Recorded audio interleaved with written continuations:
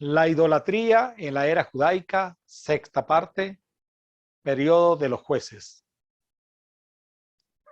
Vamos a leer Romanos capítulo 1, versículo 18 al 23. En esta oportunidad lo haremos en la versión Dios habla hoy. Vemos que Dios manifiesta su ira castigando desde el cielo a toda la gente mala e injusta que con su maldad impide que se conozca la verdad. Lo que de Dios se puede conocer, ellos lo conocen muy bien porque Él mismo se lo ha mostrado. Pues lo invisible de Dios puede llegar a conocerse si se reflexiona en sus hechos. En efecto, desde que el mundo fue creado, se ha podido ver claramente que Él es Dios y que su poder nunca tendrá fin. Por eso los malvados no tienen disculpa. Pues aunque han conocido a Dios, no lo han honrado como a Dios ni le han dado gracias. Al contrario, han terminado pensando puras tonterías y su necia mente se ha quedado a oscuras. Decían ser sabios, pero se hicieron tontos, pues cambiaron la gloria del Dios inmortal por imágenes del hombre mortal e incluso por imágenes de aves, cuadrúpedos y reptiles. Resumen de la lección anterior. Israel conquista la tierra prometida. Dios cumple con lo prometido y por tercera vez le pregunta si en verdad desean servirle a él. La primera vez se lo preguntó cuando recién lo sacó de la tierra de Egipto y lo llevó al pie del monte Sinaí. Ahora pues, si diereis oído a mi voz y guardareis mi pacto, vosotros seréis mi especial tesoro sobre todos los pueblos, porque mía es toda la tierra, y vosotros me seréis un reino de sacerdotes y gente santa. Estas son las palabras que dirás a los hijos de Israel. Éxodo 19, 5 al 6. Y la respuesta de ellos fue: todo lo que Jehová ha dicho, haremos. Y Moisés refirió a Jehová las palabras del pueblo. Éxodo 19, 8. 40 días más tarde, este pueblo estaba adorando al becerro de oro. La segunda vez se los preguntó cuando estaban en Moab, ya a punto de entrar a la tierra prometida y antes de morir Moisés. Estas son las condiciones del pacto que el Señor le encomendó a Moisés que hiciera con los israelitas cuando estaban en la tierra de Moab, además del pacto que había hecho con ellos en el monte Sinaí. Entonces Moisés convocó a todo el pueblo de Israel y le dijo: tú has visto con tus propios ojos todo lo que el Señor hizo en la tierra de Egipto, tanto al faraón como a todos sus sirvientes y al resto del país. Deuteronomio 29, 1 al 2. Hoy, al hacer el pacto, Él te confirmará como su pueblo y te reafirmará que Él es tu Dios, tal como te lo prometió a ti y se lo juró a tus antepasados Abraham, Isaac y Jacob. Deuteronomio 29, 13. Pero no es solo contigo que hago este pacto con sus maldiciones. Lo hago tanto contigo, que hoy estás en la presencia del Señor tu Dios, como también con las generaciones futuras que no están aquí hoy. Tú recuerdas cómo vivíamos en la tierra de Egipto y cómo anduvimos por el territorio de las naciones enemigas cuando salimos de allí. Tú viste las prácticas detestables de esas naciones y sus ídolos de madera, de piedra, de plata y de oro. Hago este pacto contigo para que nadie, hombre o mujer, clan o tribu, se aparte del Señor nuestro Dios para rendir culto a esos dioses de otras naciones. Y para que ninguna raíz produzca frutos amargos y venenosos en medio de ti. Los que oyen las advertencias de esta maldición no deberían confiarse demasiado y pensar: estoy a salvo, a pesar de que sigo los deseos de mi corazón terco. Eso los llevaría a la ruina total.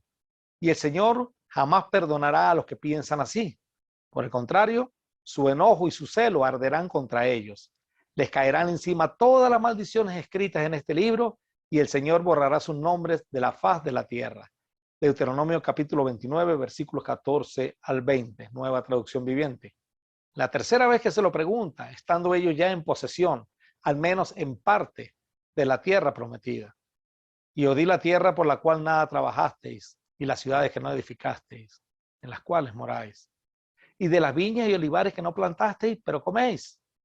Ahora pues temed a Jehová y servidle con integridad y en verdad, y quitad entre vosotros los dioses a los cuales sirvieron vuestros padres al otro lado del río y en Egipto, y servid a Jehová. Y si mal os parece servir a Jehová, escogeos hoy a quien sirváis, si a los dioses a quienes sirvieron vuestros padres cuando estuvieron al otro lado del río, o a los dioses de los amorreos en cuya tierra habitáis, pero yo y mi casa serviremos a Jehová. Josué capítulo 24, versículos 13 al 15. Ellos aún tenían dioses, tenían íconos religiosos. Su desobediencia era claramente visible, aparte de que lo habían prometido. Entonces el pueblo respondió y dijo: nunca tal acontezca que dejemos a Jehová para servir a otros dioses. Josué capítulo 24, versículo 16. Entonces Josué dijo al pueblo: no podréis servir a Jehová, porque Él es Dios santo y Dios celoso. No sufrirá vuestras rebeliones y vuestros pecados. Si dejareis a Jehová y sirviereis a dioses ajenos, Él se volverá y os hará mal, y os consumirá después que os ha hecho bien. Josué 24, 19 al 20. El pueblo entonces dijo a Josué: no, sino que a Jehová serviremos. Josué 24, 21. Y Josué respondió al pueblo: vosotros sois testigos contra vosotros mismos de que habéis elegido a Jehová para servirle. Y ellos respondieron: testigos somos. Quitad pues ahora los dioses ajenos que están entre vosotros e inclinad vuestro corazón a Jehová Dios de Israel. Josué 24, 22 al 23. Tenemos entonces este mapa donde apreciamos cómo fue distribuido los territorios a cada una de las tribus. Aquí en el mapa podemos verlo con mayor amplitud. Tenemos aquí el río Jordán y a 2 tribus y media le fue dado territorio al oriente del Jordán y a las otras tribus al occidente del Jordán. Al oriente del Jordán estaban Manasés, en amarillo, Gad y Rubén. Al occidente del Jordán, Aser, Neftalí, Zabulón, Isaacar, la otra media tribu de Manasés, Efraín, Benjamín, Judá y Simeón. Así fueron distribuidas las 12 tribus de Israel. 2 tribus y media al oriente del Jordán y el resto de las tribus, o sea, 9 tribus y media al occidente del Jordán. Hoy vamos a estudiar la sexta parte de la idolatría en la era judaica. Hoy vamos a estudiar el periodo de los jueces. El pueblo de Israel había decidido seguir y servir al Señor en todo, según Josué capítulo 24, versículos 16 al 18. Entre las instrucciones que le había dado Dios estaba el que ellos debían echar a todos los moradores de la tierra que Él les daría. Eso lo encontramos en Deuteronomio capítulo 7, versículos 1 al 5 y en Deuteronomio capítulo 12, 29 al 32, como ya lo hemos estudiado con anterioridad. Desde tiempos patriarcales, Canaán se había convertido en una tierra inicua y violenta. Estaba organizada política y militarmente en 7 poderosas ciudades-estado: los heteos, los amorreos, los cananeos, los fereceos, los gergeseos, los heveos y los jebuseos. Más adelante vamos a tener también los filisteos. Cada una de estas naciones estaban ligadas entre sí por su religión politeísta y sus principales dioses eran El, del que hablamos en lecciones pasadas, Acera y Baal. Según la mitología cananea, El y Acera eran los dioses principales, Dios y diosa, y Baal era el Dios hijo. Simplemente eran la advocación, como lo estudiamos en nuestras primeras lecciones de orígenes de la idolatría, de los dioses que salieron de Babilonia: Ninro, Semiramis y Tamus. Dios, diosa y Dios hijo. La advocación en Canaán era El, Acera y Baal.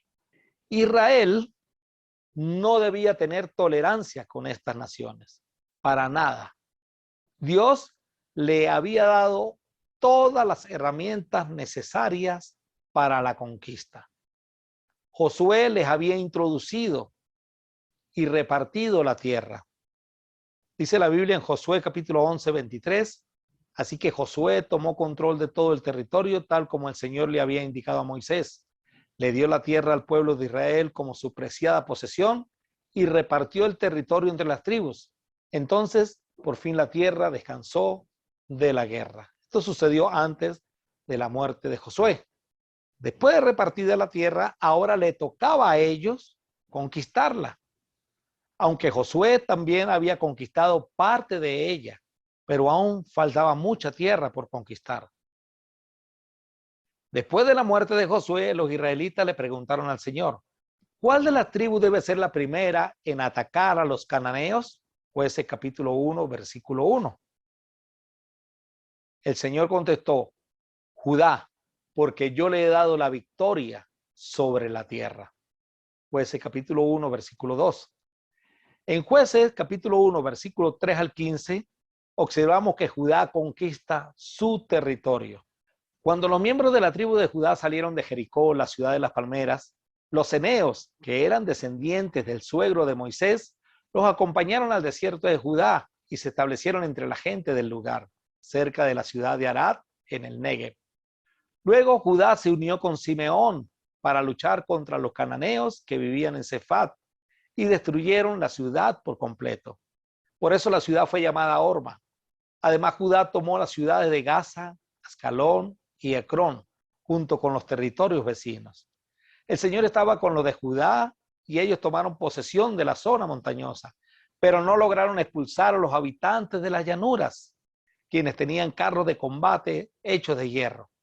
Caleb recibió la ciudad de Hebrón, tal como Moisés le había prometido, y expulsó a todos sus habitantes, que eran descendientes de los 3 hijos de Anac.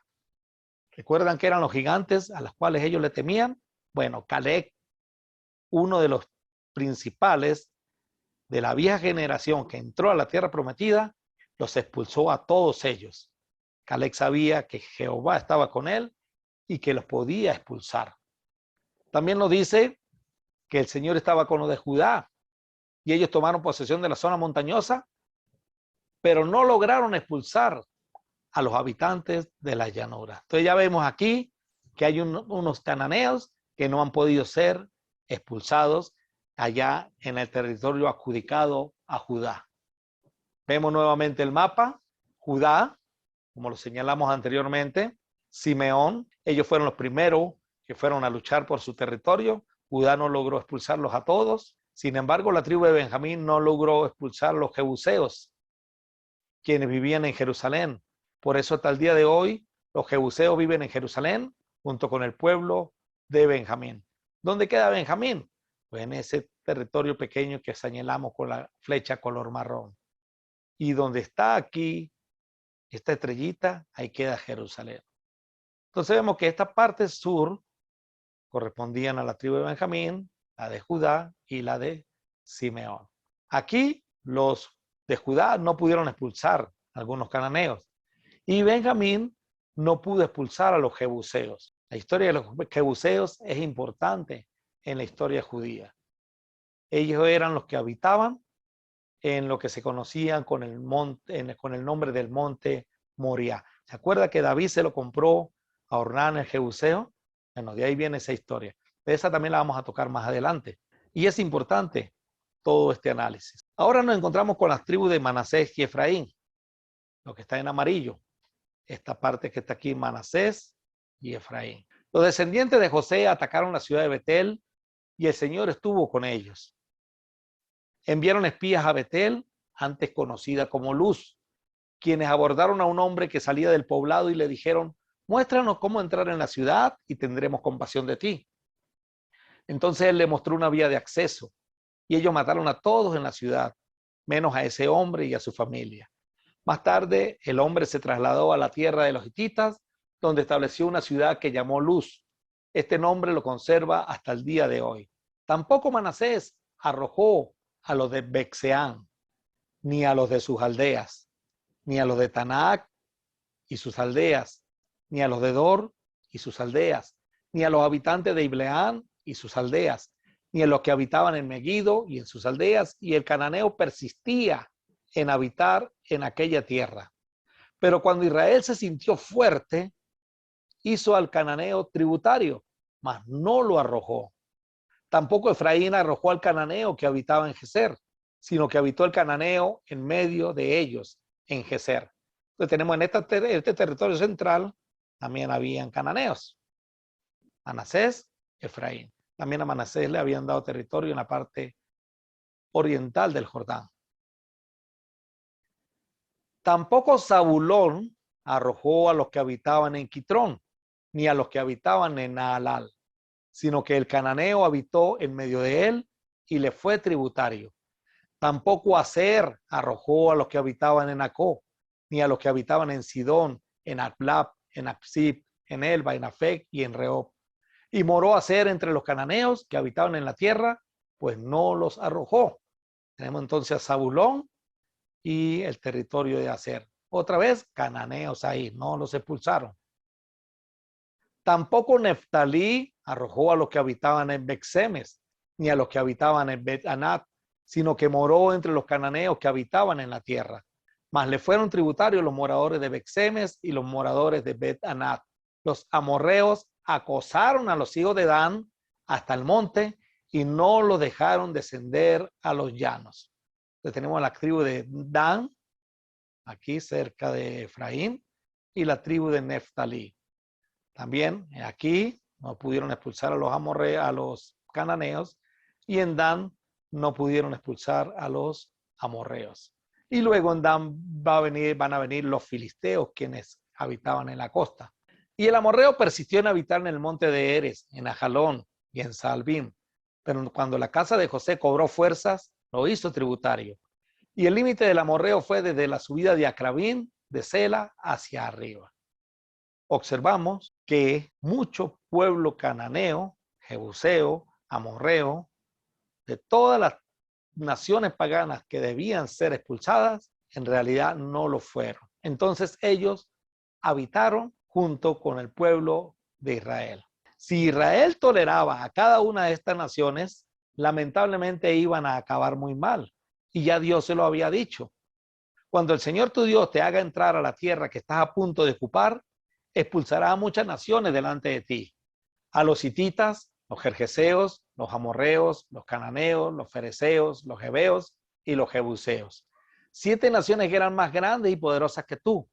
Cuando el Señor tu Dios los ponga en tus manos y tú los venzas, entonces tienes que destruirlos completamente. No harás acuerdo de paz con ellos, ni le tendrás piedad.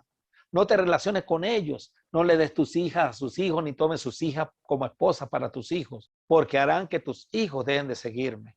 Los harán servir a otros dioses y el Señor se enojará contigo y te destruirá rápidamente.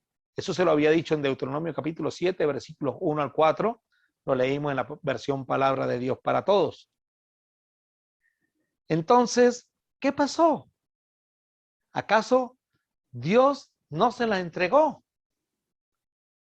La clave está en el versículo que leímos. Cuando el Señor tu Dios los ponga en tus manos y tú los venzas, entonces tienes que destruirlo completamente. Dios cumplió con la parte de su trato. Se las puso en sus manos, pero ellos no las quisieron destruir. Al contrario, Dios le había dicho, no harás acuerdo de paz con ellos, ni le tendrás piedad. No te relaciones con ellos. ¿Y qué hicieron? Los jebuseos quedaron en el territorio de Benjamín. Dejaron vivo a uno y le fundó la ciudad de Luz en su nariz, lo que luego fue llamada también como Betel. En todo el territorio hicieron a los cananeos tributarios. Como se creyeron fuertes, dijeron, no, no los expulsemos, más bien que ellos trabajen para nosotros, que ellos sean siervos de nosotros y que ellos paguen impuestos a nosotros. Y la orden era destruirlos completamente, no lograr acuerdo, ningún tipo de acuerdo con ellos, no relacionarse con ellos, ni siquiera como tributarios, pero ellos lo hicieron. En Jueces capítulo 1, versículo 28, Jueces capítulo 1, versículo 30, 33, 35, varias fueron las tribus que decidieron hacer tributarios a los cananeos. Y los amorreos acosaron a Adán. En Jueces capítulo 1, versículo 34. No les des tus hijas a sus hijos, ni tomes sus hijos como esposas para tus hijos, porque harán que tus hijos dejen de seguirme. Los harán servir a otros dioses, y el Señor se enojará contigo y te destruirá rápidamente. No era que Dios los quisiera tener en una cápsula. Dios quería que ellos vivieran en libertad, sin que las costumbres de los pueblos que habitaban la tierra de Canaán incidiera sobre ellos.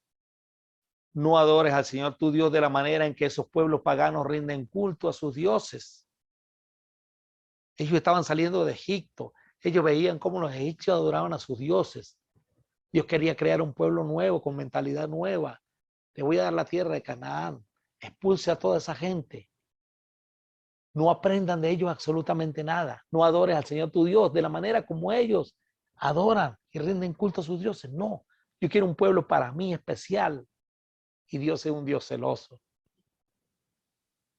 La adoración a estos dioses, hermanos, incluían culto de índole sexual, de prostitución y de sacrificios humanos.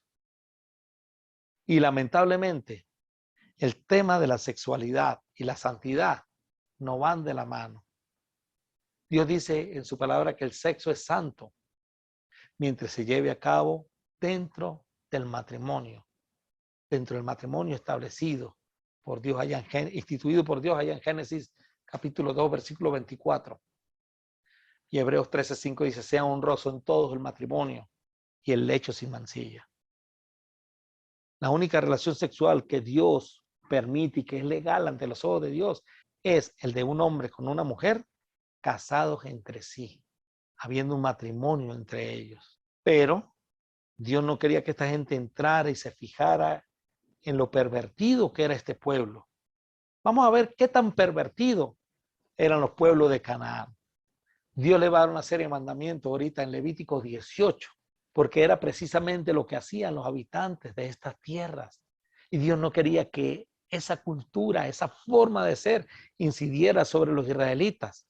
El problema de la sexualidad no yacía solamente en lo religioso, sino que era parte de la forma de vida de estos pueblos. Veamos, en Levítico 18, el Señor dicta leyes de santidad para el pueblo hebreo. Entonces el Señor le dijo a Moisés, da las siguientes instrucciones al pueblo de Israel. Yo soy el Señor su Dios. No se comporten como la gente de Egipto, donde ustedes vivían, o como la gente de Canaán, a donde los llevo. No deberán imitar su estilo de vida. Ustedes deben obedecer todas mis ordenanzas y asegurarse de obedecer mis decretos, porque yo soy el Señor su Dios. Si obedecen mis decretos y mis ordenanzas, encontrarán vida por medio de ellos. Yo soy el Señor. Levítico 18, 1 al 5. Nunca deberán tener relaciones sexuales con un pariente cercano, porque yo soy el Señor. ¿Por qué le da esta ley? Porque los pueblos cananeos tenían relaciones sexuales con sus parientes cercanos. No deshonres a tu padre teniendo relaciones sexuales con tu madre. Ella es tu madre, no deberás tener relaciones sexuales con ella. ¿Por qué le dice esto? Porque los pueblos cananeos venían practicando este tipo de relaciones. Y así sucesivamente con lo que vamos a nombrar. No tengas relaciones sexuales con ninguna de las esposas de tu padre, porque eso deshonraría a tu padre. No tengas relaciones sexuales con tu hermana o media hermana, ya sea la hija de tu padre o de tu madre, sea que haya nacido en tu familia o en otra. No tengas relaciones sexuales con tu nieta, sea ella la hija de tu hijo o de tu hijo, porque eso sería deshonrarte a ti mismo. No tengas relaciones sexuales con la hija de una mujer que se case con tu padre, porque ella es tu hermana. No tengas relaciones sexuales con tu tía, la hermana de tu padre, pues es una pariente cercana de tu padre. No tengas relaciones sexuales con tu tía, la hermana de tu madre, pues es una pariente cercana de tu madre. No deshonres a tu tío, el hermano de tu padre, al tener relaciones sexuales con su esposa, pues ella es su tía. No tengas relaciones sexuales con tu nuera, es la esposa de tu hijo, de modo que no debes tener relaciones sexuales con ella. No tengas relaciones sexuales con tu cuñada, la esposa de tu hermano, porque esto deshonraría a tu hermano. No tengas relaciones sexuales con una mujer y su hijo y no tomes a su nieta, sea la hija de su hijo o de su hija, para tener relaciones sexuales con ella, porque son parientes cercanos y esto sería un acto perverso. Todo esto lo hacía y lo practicaban los pueblos cananeos. Mientras viva tu esposa, no te cases con su hermana ni tengas relaciones sexuales con ella, porque serían rivales. No tengas relaciones sexuales con una mujer durante su periodo de impureza menstrual. No te contamines a ti mismo al tener relaciones sexuales con la esposa de tu vecino. No permita que ninguno de tus hijos sea ofrecido como sacrificio a Moloc, pues no debe traer vergüenza al nombre de tu Dios. Yo soy el Señor. No practique la homosexualidad al tener relaciones sexuales con un hombre como si fuera una mujer. Es un pecado detestable. Desde Levítico 18:22, costumbre de los pueblos paganos. Un hombre no debe contaminarse a sí mismo al tener sexo con un animal. Tampoco una mujer se ofrecerá a un animal macho a fin de tener relaciones sexuales. Eso es un acto perverso. No se contaminen con ninguna de estas prácticas, porque los pueblos que estoy expulsando delante de ustedes se contaminaron haciendo todas esas prácticas. Esos pueblos, los cananeos, los amorreos, todo eso, los jerjeseos, jebuseos, todos esos pueblos practicaban cada una de las cosas que acabamos de leer. Y Dios no quería que ellos se contaminaran con ninguna de esas prácticas. Por eso es que Dios les había dicho, expúlsenlos, destruyanlos. Pero ellos no, fueron sabios en su propia opinión. Debido a que toda la tierra se ha contaminado, voy a castigar a los pueblos que viven en ella. Haré que la tierra los vomite. Eso es lo que Dios quería. Dios quería usar al hombre para que la tierra los vomitara, para que los expulsara. Pero aquí también aprendemos algo, hermano. Dios puede querer algo, pero el hombre es el encargado de que ese algo se lleve a cabo. Dios quería que las naciones fueran expulsadas. Les dio todas las herramientas para que las naciones fueran expulsadas. Pero fue el hombre el que quiso hacer relaciones con ellos. Relaciones de paz, ponerlos como tributarios, no expulsarlos. Dios quería expulsar a los amalecitas, pero fue Saúl el que dijo, no, no, yo prefiero dejar al rey vivo. Dios quiere que todos los hombres sean salvos, pero somos nosotros los que debemos llevar el mensaje de salvación. Entonces, una vez más, hermanos, el cuerpo de Cristo es la iglesia. Cristo es la cabeza, Cristo es la mente, pero nosotros somos los miembros. Nosotros somos los que nos movemos. Entonces, el plan de Dios dependerá de nosotros, hermanos. Por supuesto, si fulanito no quiere hacerlo, no es que sea indispensable. Dios buscará otro. Pero Dios cuenta con nosotros, hermano. Dios cuenta con nosotros. Dios contaba con esta gente. Dios quería que esta gente los destruyera completamente, porque Él quería ser una nación santa, un pueblo santo. Pero esta gente no quiso. No quiso. Prefirió vivir con ellos. Y eso le salió caro, muy caro. Ustedes deberán obedecer todos mis decretos y ordenanzas. No deben cometer ninguno de estos pecados detestables. Esto es aplicable tanto para los israelitas de nacimiento como para los extranjeros que viven entre ustedes. Todas estas actividades detestables las practican los pueblos de la tierra donde los llevo. Y de esta manera la tierra se contaminó. Así que no contaminen la tierra ni le den motivo para que los vomite de ella, así como vomitará a los pueblos que viven allí ahora. Esta sentencia de Dios es clara, hermano. Tenían que destruir a los pueblos. Como no los destruyeron y se contagiaron, pues la tierra los iba a vomitar. Y eso sucedió. Ellos perdieron toda esa tierra. Ellos fueron llevados cautivos, los de la parte norte, como lo vamos a estudiar luego, por los asirios. Y los de la parte sur, Benjamín y Judá, por los babilonios. Los vomitó la tierra, porque se contaminaron con los pueblos. Y con esas prácticas detestables, contaminaron la tierra y la tierra los vomitó. Cualquiera que cometa alguno de estos pecados detestables será excluido de la comunidad de Israel. Por lo tanto, obedezcan mis instrucciones y no se contaminen a sí mismos al cometer cualquiera de estas prácticas detestables que cometieron los pueblos que vivieron en la tierra antes que ustedes. Yo soy el Señor, su Dios. Israel fue tolerante con las naciones cananeas. Y aunque la tolerancia, hermanos, es una virtud de respeto hacia las personas, hacia los pueblos, en esta oportunidad Dios no lo ve como una virtud, sino como una grave infidelidad. Entonces hay cosas que nos pueden parecer razonables, pero ante los ojos de Dios es infidelidad. Si Israel toleraba a cada una de estas naciones, lamentablemente iban a acabar muy mal, y ya Dios se lo había advertido. El ángel del Señor subió de Gilgal a Boquín y dijo a los israelitas, yo los saqué de Egipto y los traje a esta tierra que juré dar a sus antepasados. Y dije que nunca rompería mi pacto con ustedes. Por su parte, ustedes no debían hacer ningún pacto con los habitantes de esta tierra, sino destruir sus altares. Pero desobedecieron mi mandato. ¿Por qué lo hicieron? Ahora declaro que ya no expulsaré a los pueblos que viven en la tierra de ustedes. Ellos les serán espinas clavadas en el costado. y sus dioses serán una tentación constante para ustedes. Jueces capítulo 2, versículo 1 al 3. No los quisieron expulsar. Bueno, ya yo no los voy a expulsar, dice Dios. Serán espinas clavadas en el costado. Será una piedrita en el zapato. Y sus dioses, El, Acera, Baal, más adelante Dagón con los filisteos, va a ser una tentación constante para ustedes. Después que Josué despidió al pueblo, cada una de las tribus salió para tomar posesión del territorio que se le había asignado.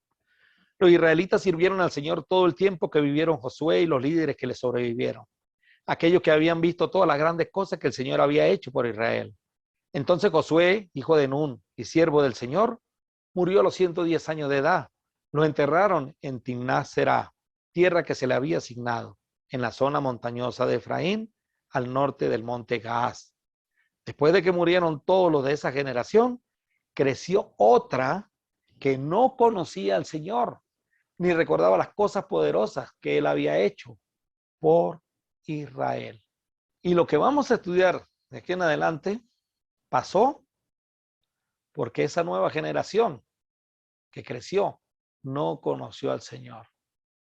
¿Por qué no conoció al Señor?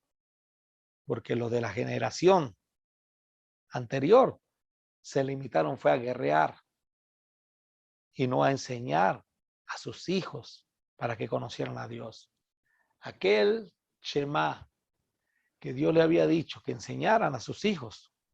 Deuteronomio capítulo 6, versículo 4 en adelante. Oye Israel, Jehová nuestro Dios, Jehová uno es. Y amarás a Jehová tu Dios de todo tu corazón y de toda tu alma y con todas tus fuerzas. Y estas palabras que yo te mando hoy estarán sobre tu corazón y las repetirás a tus hijos y hablarás de ellas estando en tu casa y andando por el camino y al acostarte y cuando te levantes, y las atarás como una señal en tu mano y estarán como frontal entre tus ojos y las escribirán en los postes de tu casa y en tus puertas. Nada de eso hizo la generación que entró al pueblo a tomar posesión de la tierra prometida. Nada de eso hizo una nueva generación. Por eso es que esa otra generación que creció no conocía al Señor, ni recordaba las cosas, porque nunca se las contaron. Las cosas que había hecho Dios por Israel. La nueva generación. Los israelitas hicieron lo malo a los ojos del Señor y sirvieron a las imágenes de Baal. Si ustedes se dan cuenta, hermano, todo es un ciclo. Todo es un ciclo. Recuerda cuando estudiamos las primeras lecciones del por qué Caín y la generación de Caín fue tan malvada. Porque Caín decidió esconderse de Dios y su descendencia no conoció al Señor. Entonces se hicieron imágenes en aquella oportunidad y sirvieron a otros dioses. Lo mismo sucedió después del diluvio. Lo mismo volvió a suceder ahorita. Todo es cíclico, todo es cíclico. Y nosotros debemos ser muy sabios, hermanos, muy sabios.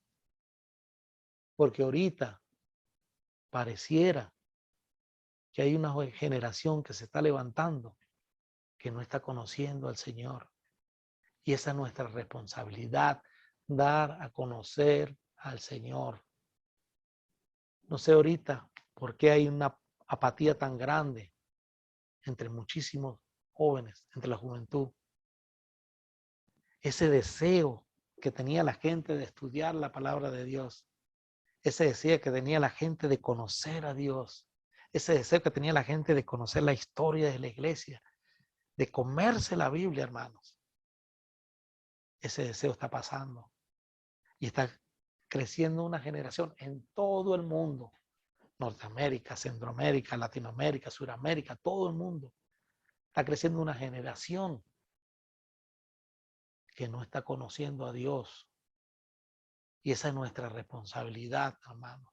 Si nosotros no queremos que el ciclo se repita, tenemos que hacer algo.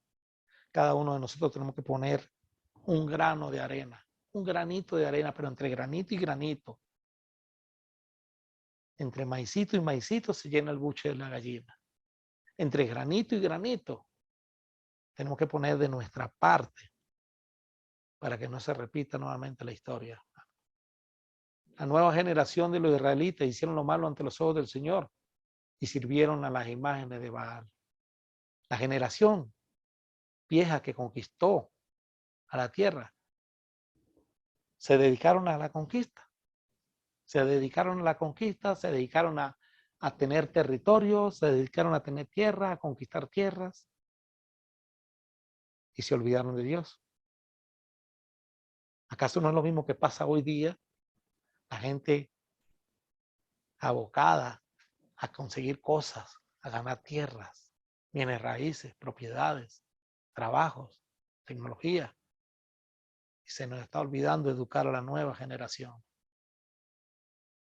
Y la nueva generación, si no somos sabios y aprendemos de experiencia ajena, van a crecer como estos israelitas que hicieron lo malo ante los ojos de Dios y sirvieron a las imágenes de Baal.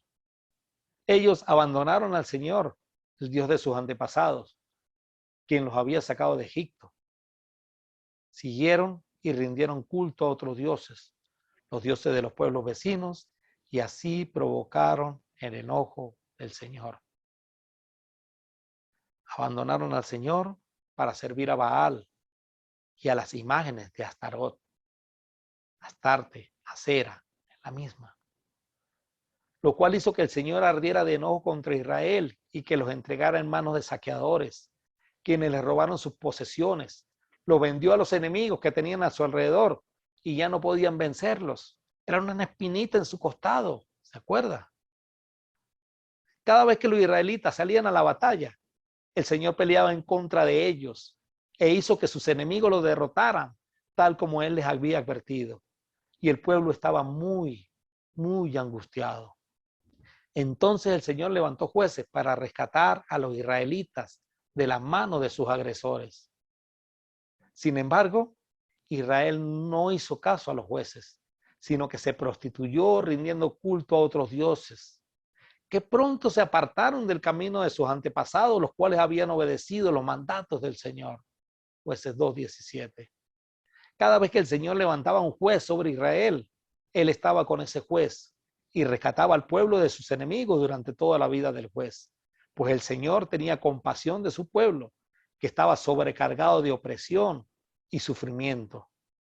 Pero al morir el juez, la gente no solo volvía a sus prácticas corruptas, sino que se comportaba peor que sus antepasados.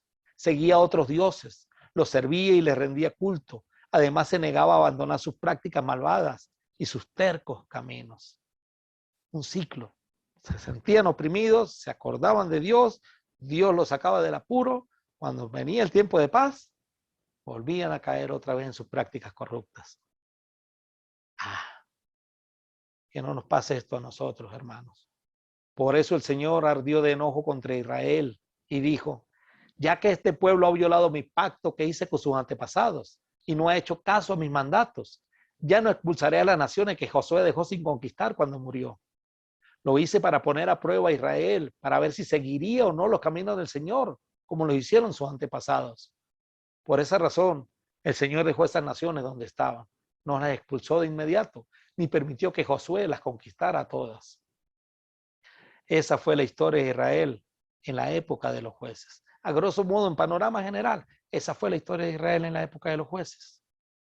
Todo dio comienzo con la aceptación de la cultura cananea por parte de Israel, con la celebración de matrimonios mixtos con los pueblos de la tierra y con la devoción de ellos a los dioses paganos. La Biblia nos da al menos 15, el nombre de 15 jueces, 12 en el libro de Jueces y 3 más en el libro de Samuel.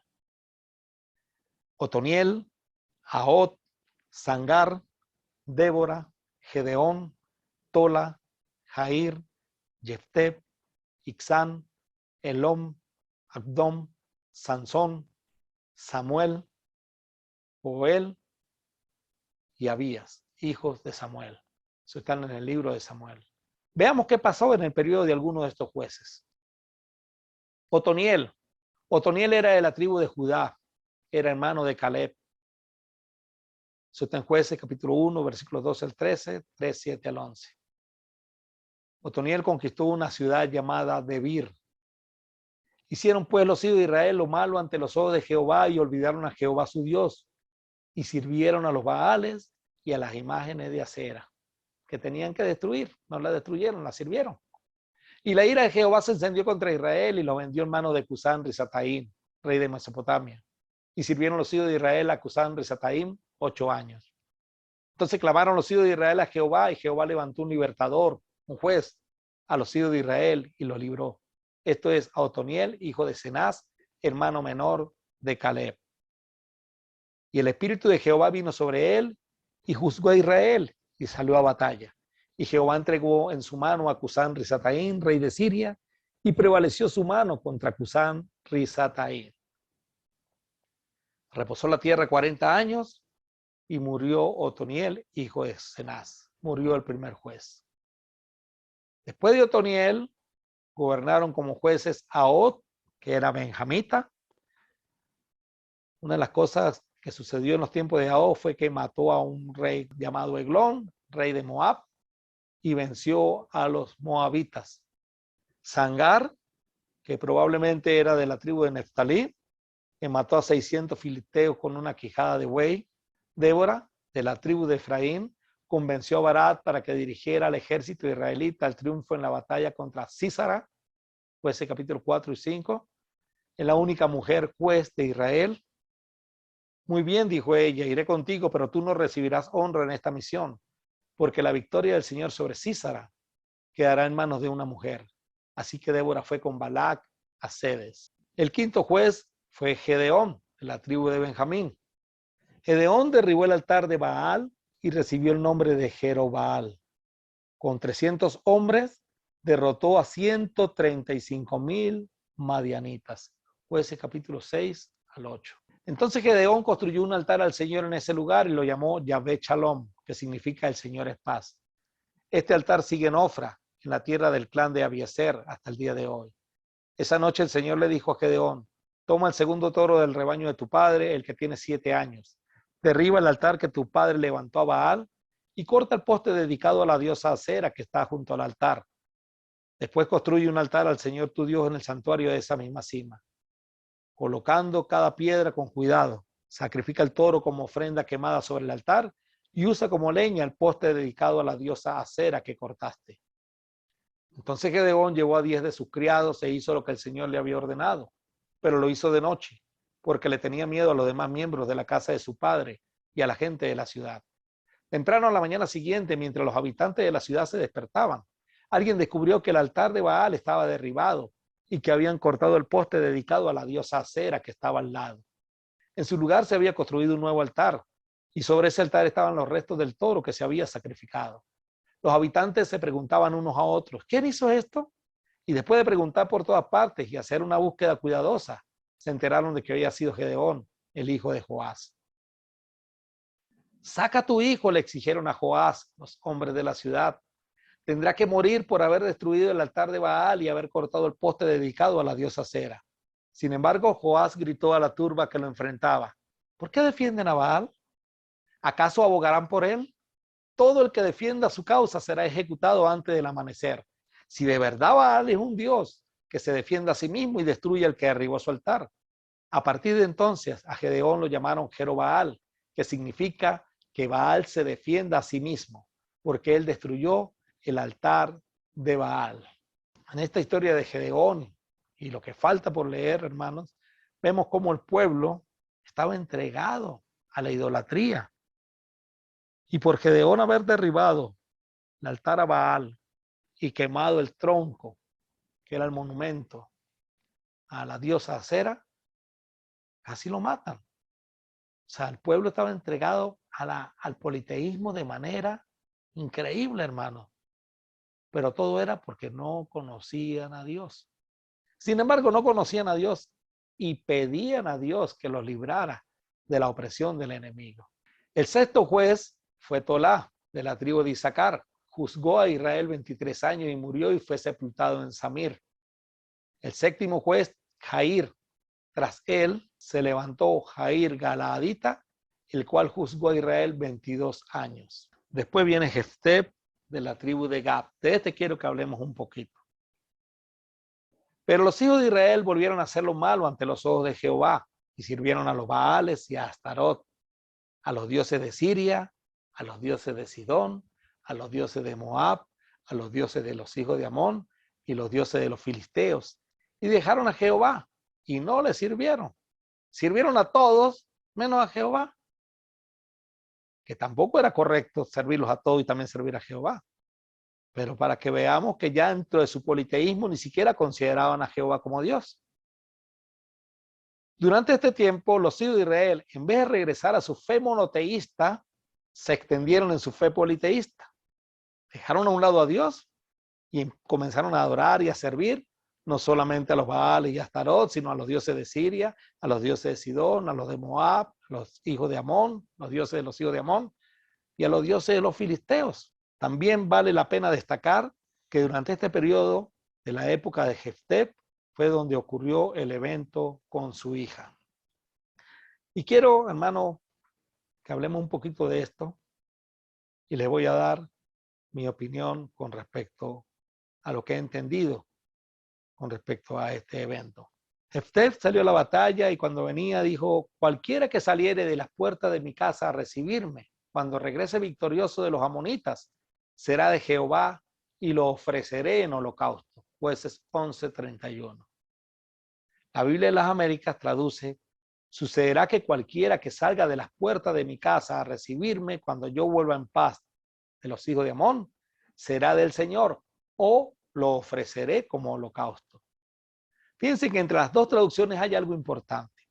La primera, la Reina Valera: cualquiera que saliere de las puertas de mi casa a recibirme, cuando regrese victorioso de los amonitas, será de Jehová y lo ofreceré en holocausto. Aquí, según la Reina Valera, entendemos que cualquiera que iba a recibir iba a ser de Dios y lo iba a ofrecer en holocausto. En la Biblia de la América dice: sucederá que cualquiera que salga de las puertas de mi casa a recibirme, cuando yo vuelva en paz de los hijos de Amón, será del Señor, o lo ofreceré como holocausto. Fíjense que hay el y lo ofreceré en holocausto y el o lo ofreceré como holocausto. Son dos cosas totalmente distintas. Cualquiera que salga de las puertas de mi casa pudo haber sido un animal o pudo haber sido la hija, como salió en efecto. Si era un animal, lo sacrificaba como holocausto. Si era la hija, iba a ser del Señor. ¿Por qué digo yo esto, hermano? Por lo siguiente. Según un señor llamado Ethelbert William Bullinger, explica que el prefijo, que aparece la letra en hebreo ahí, creo que la yod, que es traducido en el verso 31 como y, también podría significar o para los hebreos. De esta manera cobraría más sentido el final del relato, donde solo se indica que la hija de Jefté nunca conoció varón y no muestra indicios de un asesinato o de holocausto. Pasados los 2 meses volvió a su padre, quien hizo de ella conforme al voto que había hecho, y ella nunca conoció varón. Según entiendo, el voto que había hecho era que se iba a hacer del Señor. No que le iba a ofrecer como holocausto, sino que iba a ser del Señor. Y nunca conoció varón. Esto concuerda con el hecho de que Dios nunca aceptaría un sacrificio humano. Lo vimos en el caso de Abraham con Isaac. Aunque le pidió que sacrificara a su hijo, luego le dio un cordero para que lo sacrificara en lugar de Isaac. Y esto fue en la era patriarcal. Luego en la era que estamos estudiando, en la era judía, Dios le había dicho a ellos: no adores al Señor tu Dios de la manera en que esos pueblos paganos rinden culto a sus dioses. Y una de esas maneras era la manera como ellos adoraban a Moloc. A Moloc le hacían sacrificio de sus hijos. Moloc era un ídolo que tenía los brazos extendidos, y en esos brazos extendidos colocaban al hijo del israelita o al hijo del cananeo y lo sacrificaban, lo pasaban por fuego. Dios no aceptaría un sacrificio humano tal y como se lo hacían a Moloc. Me quedo con la traducción de la Biblia de las Américas. Cuando Jefté regresaba, El que saliera de su casa sería del Señor o lo sacrificaría como holocausto. Yo creo, hermanos, fervientemente que Jefté no sacrificó a su hija a Dios. Dios no hubiera aceptado un sacrificio así, porque Dios le había dicho, no adores al Señor tu Dios de la manera en que esos pueblos paganos rinden culto a sus dioses. Y esa era la manera de adorar a Moloch. Me quedo con la Biblia de las Américas, que entregó a su hija al servicio de Dios, como lo hizo Ana con Samuel. Este es un buen ejemplo para explicar la razón por la cual debemos estudiar con varias versiones de la Biblia. Las otras versiones pareciera que nos dijera que en realidad la hija de Jefté murió, pero no hay claridad. Yo me inclino porque siguió sirviendo al Señor. El noveno juez fue Ixán de Judá. Después de él juzgó a Israel Ixán de Belén, el cual tuvo 30 hijos y 30 hijas, las cuales casó fuera y tomó fuera de 30 hijas para sus hijos, y juzgó a Israel 7 años.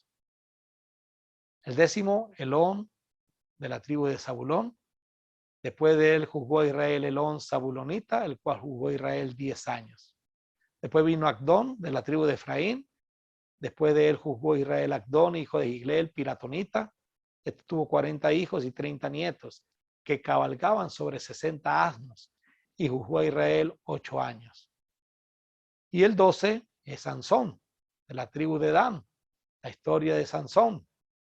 Mató a 1000 filisteos con una quijada de burro, fue engañado por Dalila, destruyó un templo filisteo, jugó durante 20 años.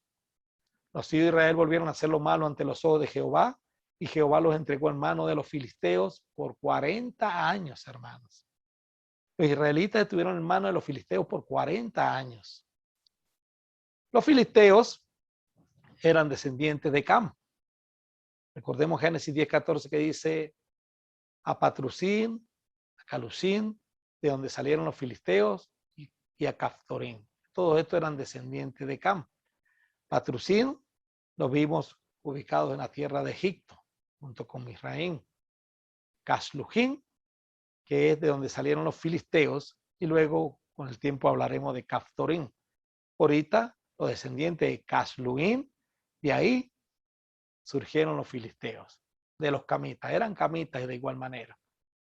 El dios de los filisteos se llamaba Dagón, de él hablaremos un poquito más adelante. Entonces tenemos el mapa, y aquí ustedes se ubican, mira, aquí está la tribu de Dan, aquí Jope es de la tribu de Dan, este pedacitico aquí, y aquí está toda la costa filistea.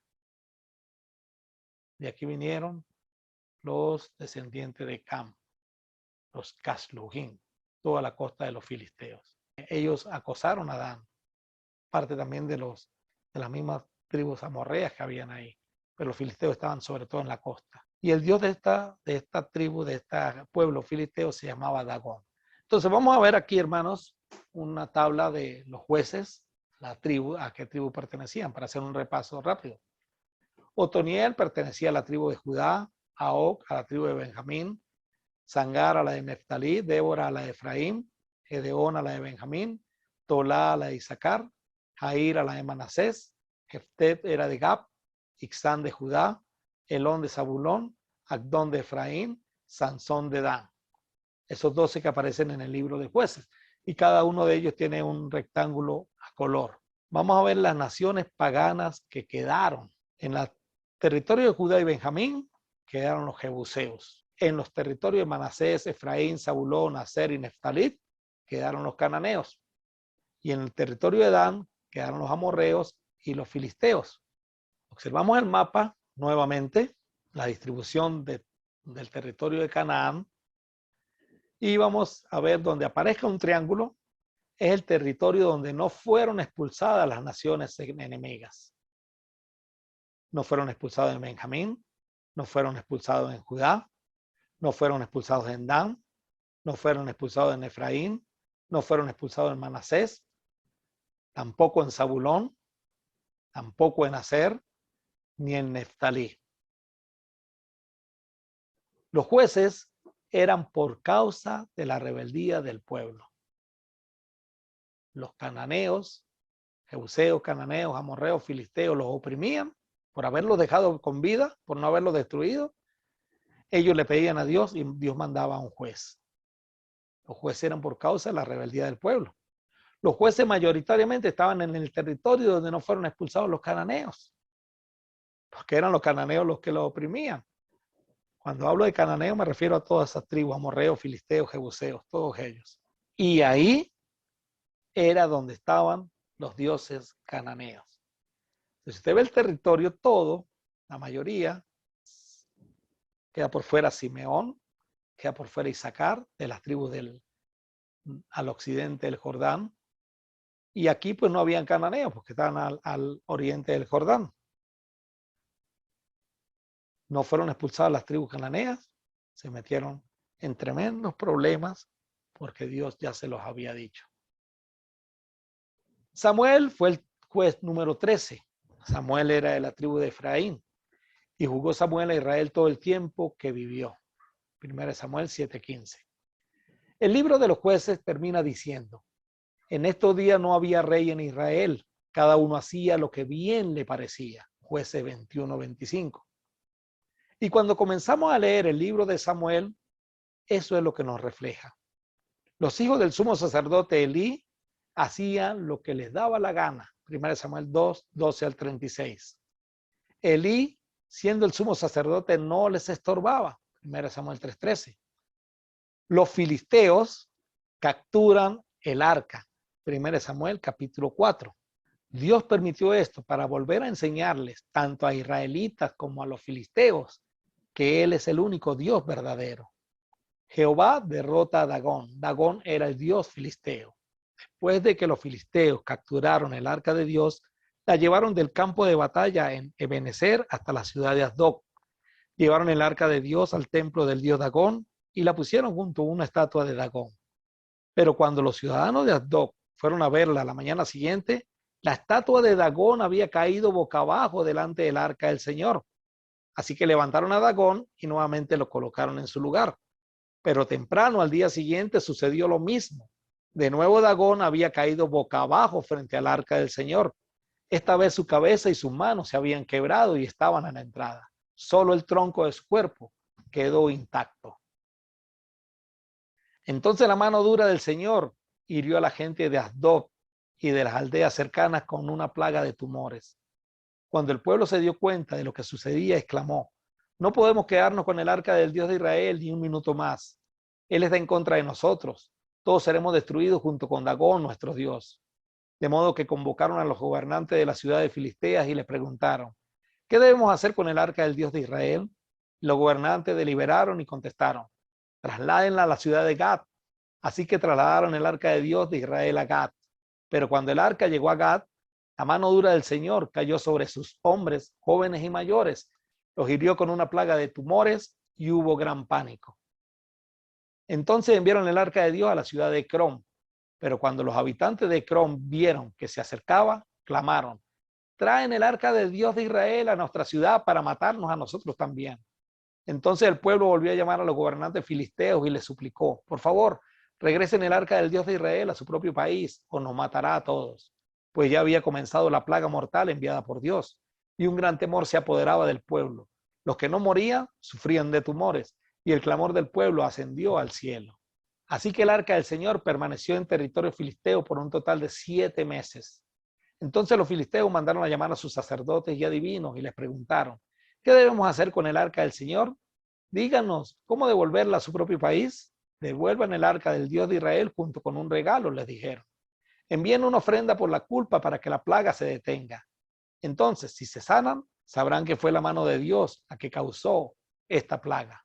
¿Qué clase de ofrenda por la culpa debemos enviar? Preguntaron. Entonces le respondieron: ya que la plaga los hirió a ustedes y a sus 5 gobernantes, elaboren 5 tumores de oro y 5 ratas de oro como los que asolaron la tierra. Hagan esta cosa para demostrar su respeto al Dios de Israel. Tal vez entonces Él debe de afligirles a ustedes, a sus dioses y a su tierra. No sean tercos y rebeldes como lo fueron Faraón y los egipcios. Cuando Dios terminó con ellos, estaban deseosos de dejar ir a Israel. Imagínense la historia de Faraón y los egipcios lo conocían.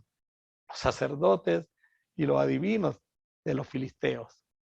Así que construyan una carreta nueva y busquen 2 vacas que acaben de tener cría.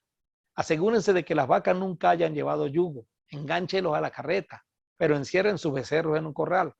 Pongan el arca del Señor en la carreta y junto a ella coloquen un cofre con las ratas de oro y los tumores de oro que estarán enviando como ofrenda por la culpa. Después dejen que las vacas vayan por donde quieran. Si cruzan la frontera de nuestra tierra y van hacia Bexemes, sabremos que fue el Señor quien trajo este terrible desastre sobre nosotros. Si no la cruzan, sabremos que no fue la mano de Dios que causó esta plaga. Más bien sucedió por pura casualidad. Así que llevaron a cabo las instrucciones, engancharon 2 vacas a la carreta y encerraron sus crías en un corral. Luego pusieron el arca del Señor en la carreta junto con el cofre que contenía los tumores y las ratas de oro. Y efectivamente, las vacas, sin desviarse a ningún lado, siguieron directo por el camino hacia Bexemes, mugiendo por todo el camino. Los gobernantes filisteos la siguieron hasta los límites de Bexemes. Ahora bien, los habitantes de Bexemes estaban cosechando trigo en el valle y cuando vieron el arca, se llenaron de alegría. La carreta entró en el campo de un hombre llamado Josué y se detuvo junto a una roca grande. Entonces la gente hizo pedazo la madera de la carreta para leña, mató a las 2 vacas y las sacrificó al Señor como ofrenda quemada. Varios hombres de la tribu de Leví levantaron de la carreta el arca del Señor y el cofre que contenía las ratas y los tumores de oro y lo pusieron sobre la roca grande. En ese día el pueblo de Bexemes ofreció muchos sacrificios y ofrendas quemadas al Señor. Los 5 gobernantes filisteos observaron todo esto y luego regresaron a Ecrón ese mismo día. Los 5 tumores de oro enviados por los filisteos al Señor como ofrenda por la culpa eran regalo de los gobernantes de Asdod, Gaza, Ascalón, Gad y Ecrón. Las 5 ratas de oro representaban las 5 ciudades filisteas, junto con sus aldeas vecinas, que eran controladas por los 5 gobernantes. La gran roca de Bexemes, donde colocaron el arca del Señor, todavía está en el campo de Josué como un testimonio de lo que sucedió allí. Pero el Señor mató a 70 hombres de Bexemes porque miraron dentro del arca del Señor. Y el pueblo hizo gran duelo por lo que el Señor había hecho. ¿Quién puede estar en la presencia del Señor, este Dios santo? Clamaron. ¿A dónde podremos enviar el arca desde aquí? Así que enviaron mensajeros a la ciudad de Kiriat Jearim y le dijeron: los filisteos han devuelto el arca del Señor, vengan y llévensela. Entonces los hombres de Kiriat Jearim fueron por el arca del Señor, la llevaron a la casa de Abinadab, que estaba en las laderas, y comisionaron a su hijo Eleazar para que se encargara de ella. El arca permaneció en Kiriat Jearim mucho tiempo, 20 años en total. Durante ese tiempo todos los israelitas se lamentaban porque parecía que el Señor los había abandonado. Entonces Samuel le dijo a todo el pueblo de Israel: si en realidad desean volver al Señor, desháganse de sus dioses ajenos y de las imágenes de Astarot. Tomen la determinación de obedecer solo al Señor. Entonces Él los rescatará de los filisteos. Así que los israelitas se deshicieron de todas sus imágenes de Baal y de Astarot y adoraron únicamente al Señor. Dejemos el arca en casa de Abinadab. Los jueces 14 y 15 fueron los hijos de Samuel, Joel y Abías. Cuando Samuel envejeció, nombró a sus hijos como jueces de Israel. Joel y Abías, sus hijos mayores, establecieron su corte en Berseba. Pero ellos no eran como su padre porque codiciaban el dinero, aceptaban sobornos y pervertían la justicia. Finalmente todos los ancianos de Israel se reunieron en Ramá para hablar del asunto con Samuel. 1 Samuel 8:1-4 en la Nueva Traducción Viviente. Mira, Samuel, le dijeron, ya eres anciano y tus hijos no son como tú. Danos un rey para que nos juzgue, así como lo tienen las demás naciones. 1 Samuel 8:5. Samuel se disgustó con esta petición y fue al Señor en busca de orientación. Haz todo lo que te digan, le respondió el Señor, porque es a mí a quien rechazan y no a ti. Ya no quieren que yo siga siendo su rey. Desde que los saqué de Egipto me han abandonado continuamente y han seguido a otros dioses. Y ahora te tratan a ti de la misma manera. Haz lo que te pidan, pero adviérteles seriamente acerca de la manera en que reinará sobre ellos un rey. Entonces Samuel transmitió la advertencia del Señor al pueblo que pedía un rey. 1 Samuel 8:6-10. Ya Dios anteriormente se los había dicho, hace muchos años atrás. Estás por entrar en la tierra que el Señor tu Dios te da. Cuando tomes posesión de ella y te establezcas allí, tal vez se te ocurra pensar, deberíamos tener un rey para que nos gobierne, tal como tienen las naciones que nos rodean. Si tal cosa sucediera, asegúrate de designar como rey al hombre que el Señor tu Dios elija. Tendrás que nombrar a un hermano israelita, no podrá ser un extranjero. El rey no deberá construir grandes establos para sí, ni enviar a su gente a Egipto para comprar caballos, porque el Señor te ha dicho, nunca vuelvas a Egipto. El rey no deberá tomar muchas esposas para sí, porque ellas apartarán su corazón del Señor. Tampoco deberá acumular para sí grandes cantidades de oro y plata. Cuando se siente en el trono a reinar, deberá producir una copia de este conjunto de instrucciones en un rollo en presencia de los sacerdotes levitas. Tendrá esa copia siempre consigo y la leerá todos los días de su vida. De esa manera aprenderá a temer al Señor su Dios al obedecer todas las condiciones de esta serie de instrucciones y decretos. La lectura diaria impedirá que se vuelva orgulloso y actúe como si fuera superior al resto de sus compatriotas. Y también impedirá que se aparte de los mandatos en lo más mínimo. Además, será una garantía de que él y sus descendientes reinarán por muchas generaciones en Israel. Todo esto estaba en Deuteronomio capítulo 17, versículo 14 al 20. Ahora la pregunta es, ¿lo habrá hecho así Israel? En la próxima clase estudiaremos la idolatría en la era judaica durante el Reino Unido. Hoy culminamos esta sexta parte de la idolatría en la era judaica, periodo de los jueces. Que Dios les bendiga.